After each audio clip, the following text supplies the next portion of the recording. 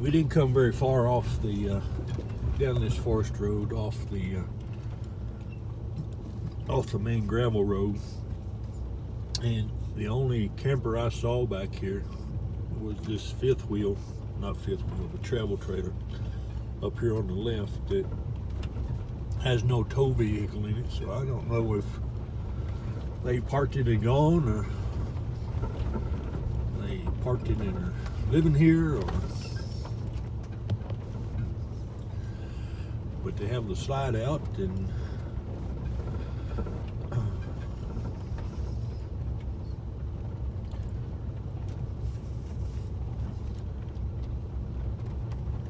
but I knew by watching travel videos and YouTubers that this area is covered with national forests, and you just find a place in your camper to pull off, or some people I saw pitched tents, and some were in their cars.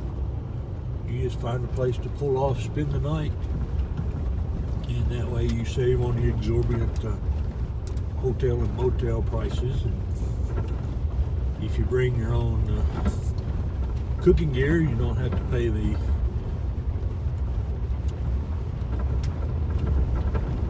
costs of the restaurants, because here you're sort of a captive audience, so everything is more expensive than it is where there is competition. Here by the entrance there are three people camped right here. The information boards of the National Forest are on the right, and there's plenty of room for even more to pull off and set up camp, even this close to the main highway.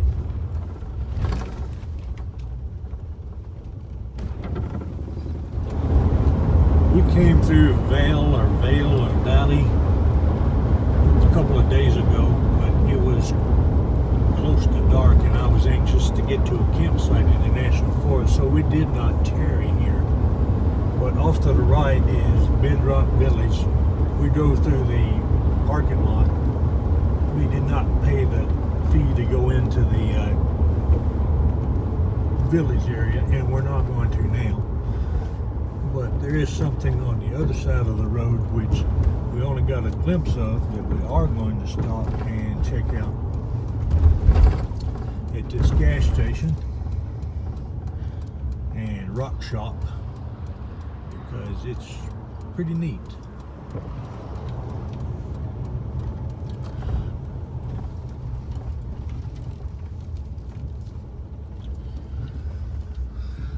They have done the yard art, I guess, and they have made there's one overturned out there, but we have Indians and horses and longhorns and a stagecoach and cowboys, and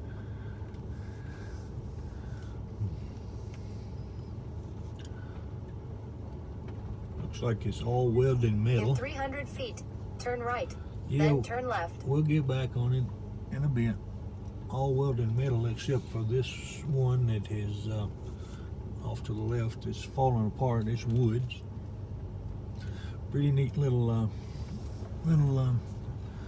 shop. And we've got some tractors and some cars and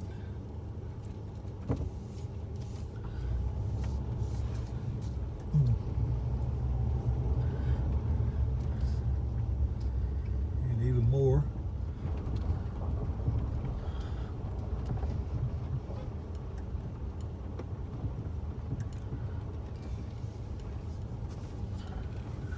Alright, we're heading into Flagstaff. Well, we're going to go, I guess, cross country. We're going to go through those mountains again instead of back to I-40. There's a trading post with teepees is closed.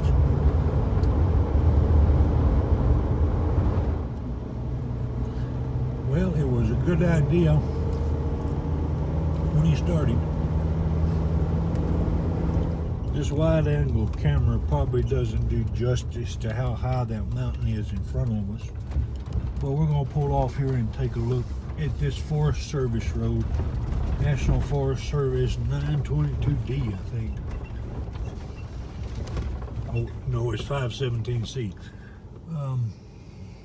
Yeah, it's 517C. They've got these kinds,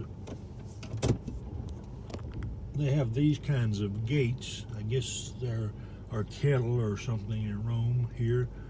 But anyway, you can go through this gate, close it behind you, of course, and then find you a place to camp. And I don't know if you can see, but somebody has just come through not too long ago, and they're losing some fluid of some kind. Anyway, we're actually in the Coconino National Forest right now. It joins the Kaibab, and I think maybe the Kaibab is on the west side of the road, and the forest on the east side, which where we are right now, is the Coconino. But anyway, we're going up to a ski area. Of course, I suspect there's no snow right now, but we're gonna go check it up in the mountain. I'm standing at 7,890 feet in elevation, and what you're looking at in front of you is Humphreys Peak.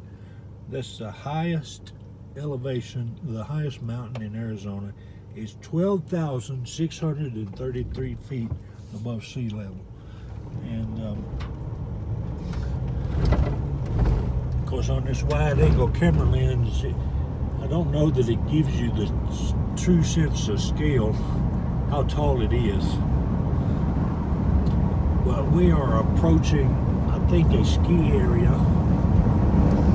Of course, there's no snow yet, but we'll take a look around in the mountains and see what, we'll do some sightseeing. Notice the houses and the roofs, they're all pitched very steep. So I would suspect in the wintertime, this area gets quite an accumulation of snow. And if you're up here in the wintertime, you can turn on Forest Road 514 and find you a place to park for the night.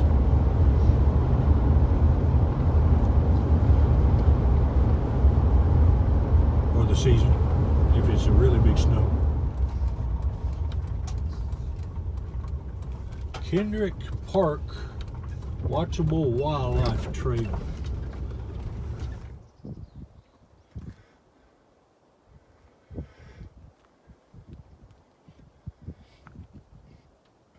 Okay, this trail promises elk, pronghorn antelope, mule deer, coyotes. It goes in the parking lot. So basically this place to myself, and we're going to go right here and make use of this facility. If it's open, which is probably not. Oh yeah, they are. These rocks at this wildlife viewing area are basalt. That's an igneous rock you get when certain types of volcanoes erupt. I did walk a short distance down this trail. We've got the pine forest and then a wide open area. Of course, it's way too early in the day for the elk and the pronghorn to be out, because it's quite a ways till sunset. But I'd say if you're here at the right time, you could probably see many species. We're headed up to the Snowbowl Recreation Area, which is a ski area. Of course, it's closed for the season because there is no snow, but there are boondocking opportunities because it is in the National Forest, and we're going to drive up and take a look at them.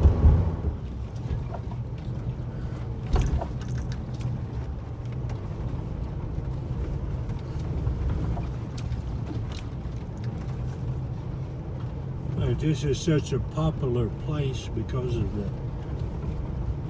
ski area. I guess they say you can only park in numbered spaces. I see several already camped or parked or planed. Sites 10 to 14 are camped during those months because there's an owl breeding season going on, and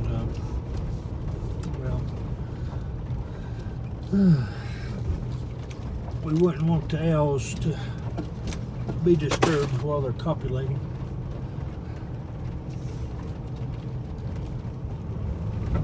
You've arrived. All right, we're here. Plenty of day users on a Thursday.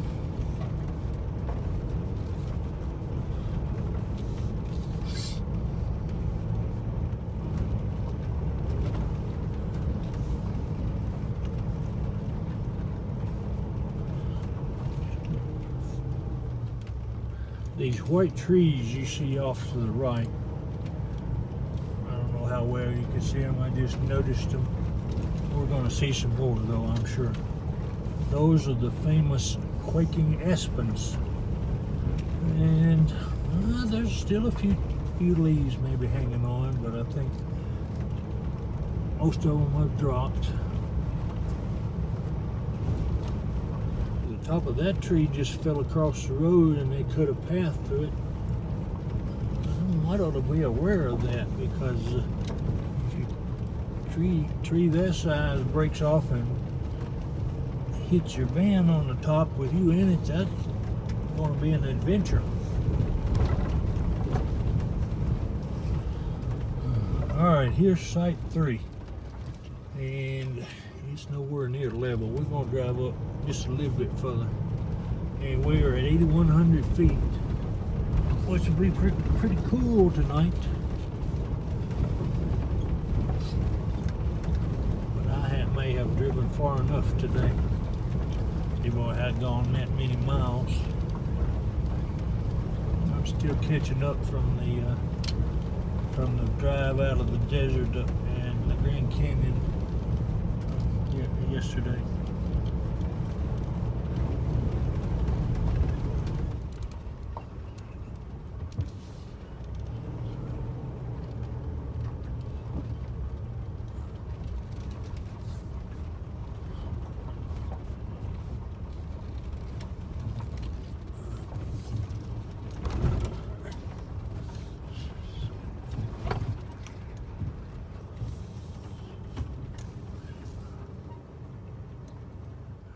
We are here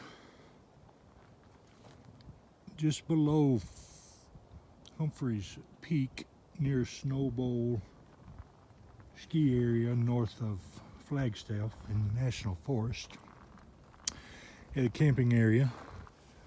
Campsite 4, by the way, if I get lost.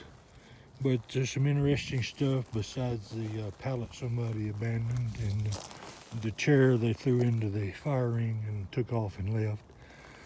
As you can see, all these pine trees, the forest floor is littered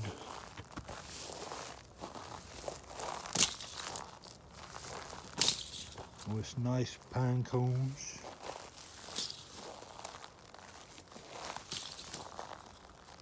And igneous rock associated with volcanoes. And since we're here, we'll take a sample. There we go. Got it off. And you can see the holes running through the rocks. There's Humphreys Peak.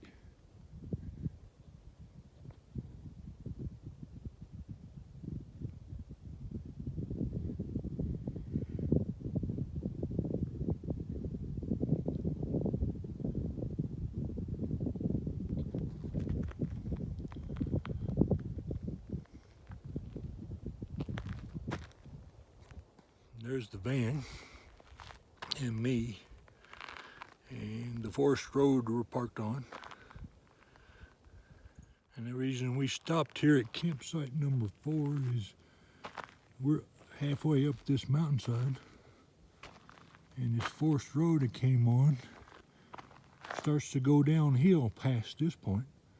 So I stayed here so that if it does snow tonight and the roads become slick, I can start back down where I came in from, towards the main highway, which is all downhill that way, and so I can bounce off of these huge pine trees and make it down back to dry road. This does happen, but I hope it doesn't happen while we're here.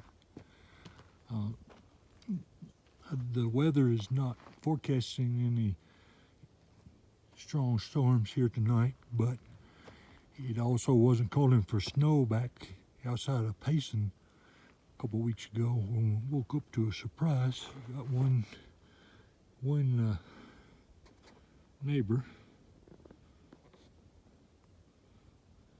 down in campsite number 5, and he's in a more modern van. I think he's got 2 solar panels. Depending on summertime temperatures, this might not be a terrible place to have the characters spend some time, because there's a 14-day limit, of course, in the National Forest, and then you have to move 25 miles away. But between here and the Grand Canyon, we're probably only 40 miles from where we stayed last night. There are innumerable places, nice places to stay in the National Forest, and at elevations between 6,000 and 8,000 feet, and probably higher. But this area could be a possibility to have some of the novel take place. Somebody's carved on a tree, says it's their home.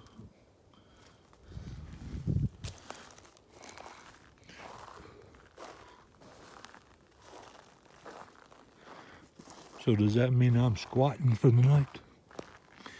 Or does that mean they just don't have any respect for the National Forest? And all right, we're doing a little cooking tonight. This is the first time I've had the generator. All right, as our peppers and onions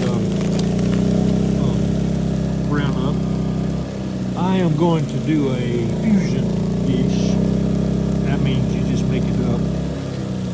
But I have some Black Forest ham and some Gouda cheese, which I actually used to make in the last cooking video I did, the first cooking video ever, which was not cooking. I just wrapped them up in some wraps.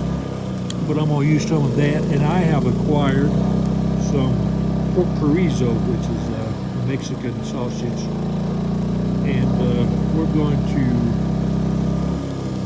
put all that in a skillet. And I have discovered something that we're trying for the first time ever, and probably the last. It is dehydrated hash browns, and the reason I got them because you don't need refrigeration or anything, but to fix them you have to pour water into them, warm water, and let them sit for 12 to 15 minutes before you fry them. Since I have a freezer, there's no need to do that. I can just buy frozen hash browns and they would already be cooked. But I think I'm going to put all that together and then wrap it up into a tortilla and have some German Mexican burritos. You can see it's getting dark. The sun is below the horizon. And I'm still cooking. I have actually changed my mind a little bit. I took the German component out of the dish because I don't think I have the spices to pull it off. So I put the Black Forest ham back in the refrigerator. But I know I can do Mexican. I have that. So I'm going to add a little oregano.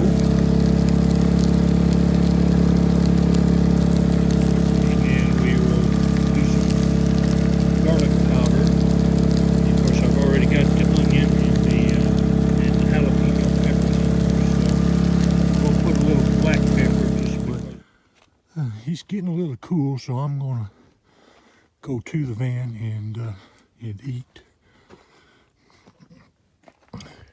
Here's the setup.